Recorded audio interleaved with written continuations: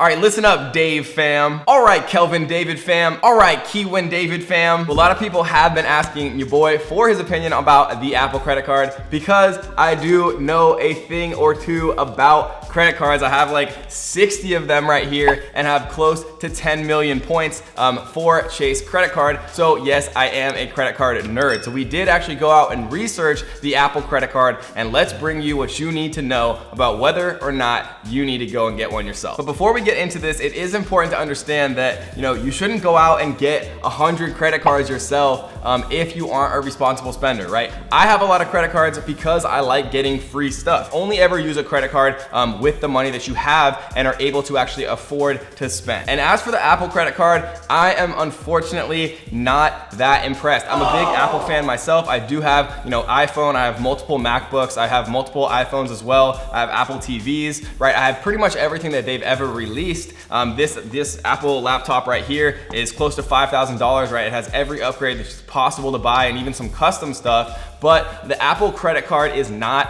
that impressive. So first of all, it's important to understand that the credit card is made by Apple, but it's still backed by a traditional bank, which happens to be Goldman Sachs. And all credit card processing for the Apple card is going to be done through MasterCard. One of the cool features about the Apple credit card is the fact that it's going to make it very easy on your phone to actually see how much you're spending on a weekly basis, right? It's going to be breaking down what you're spending your money on, and you're going to be able to view it very simply and easily from your cell phone in a very summarized, kind of easy to absorb and consume way, which a lot of credit cards purposely don't do with their apps, so you spend more and don't even realize it sometimes. So Apple, that is a very nice feature, and we thank you for that. Another cool feature is the fact that you get rewards instantly. Apple said in their conference that you should get rewards today, not 30 days from now, and that's why Apple Cart gives you cash back on every purchase. And so what kind of rewards does Apple actually give you with the card? Well, they are advertising that you get 2% cash back, which is good, right, on all purchases.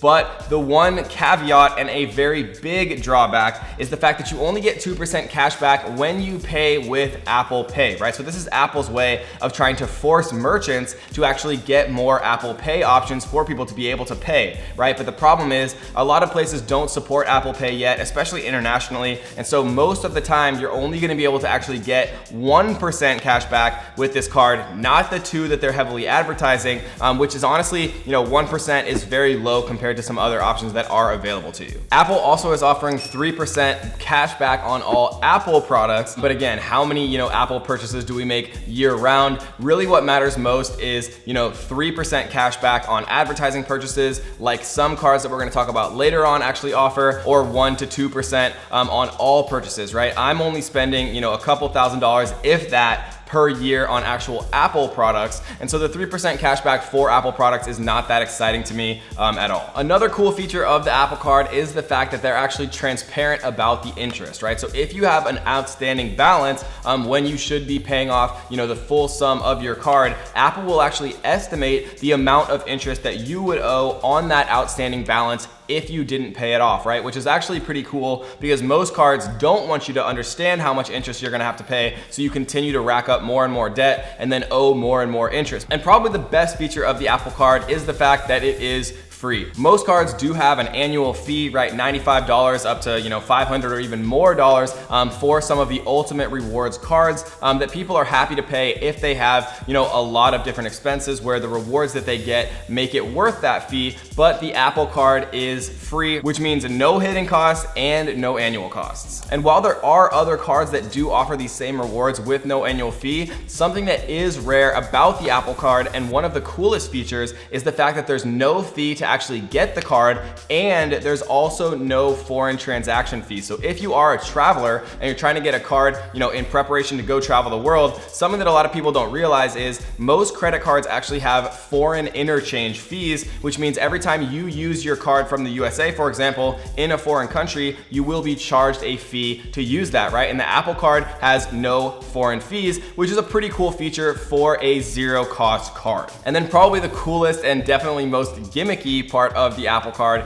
is the fact that there's no actual numbers on the card, right? So this card is being touted by Apple as the new advance in security and privacy, which means that they're actually embedding a unique number into an element of your iPhone, right? So the card comes, it's made of titanium, it's very beautiful, it's aesthetically pleasing. There's no number on the card, right? So a lot of people are gonna go out and get this card just because they have to have the newest and best thing from Apple. They're probably gonna get it as a novelty and then probably rarely ever even use the card itself. And so I have 5, or more Chase Inc. business preferred credit cards, right? And the reason that I have all of these credit cards, look at how many credit cards this is, right? Is because they allow you to have up to $150,000 in spend per card per year at 3% cash back. And so when you have 5 or 6 different cards, right? 6 times 150,000 is $900,000 in ad spend. And we're doing even more than that every single year, right? And so that's a lot of points. That's more points than most people could ever use in a lifetime. And so if you have an understanding and you recognize how to utilize these massively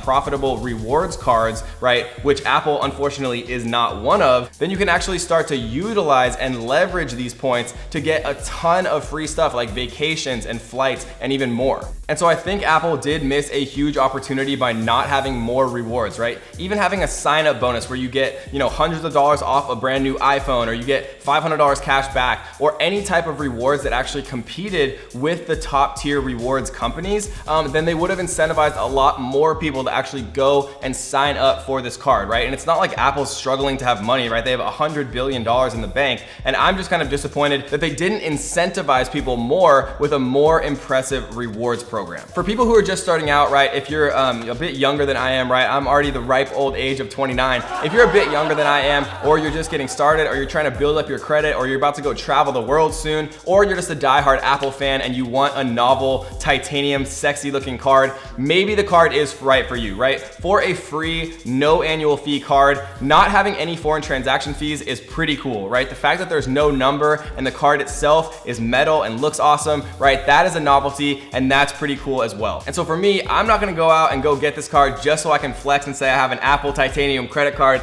even though, obviously it does look pretty good. But for people who are just starting out, right, maybe it does make sense if you do want a solid free card to go out and get started building up your credit. And so if you're looking for a way to actually make money to spend on your Apple Card, check out this video right here where we talk about the top 10 jobs that you can get that pay the most without a college degree. If you want to know what the highest paying jobs that you can get without a college degree in 2019. So let's get right into this, guys. Number 10 is a computer technician. And with an average salary of over $63,000 a year,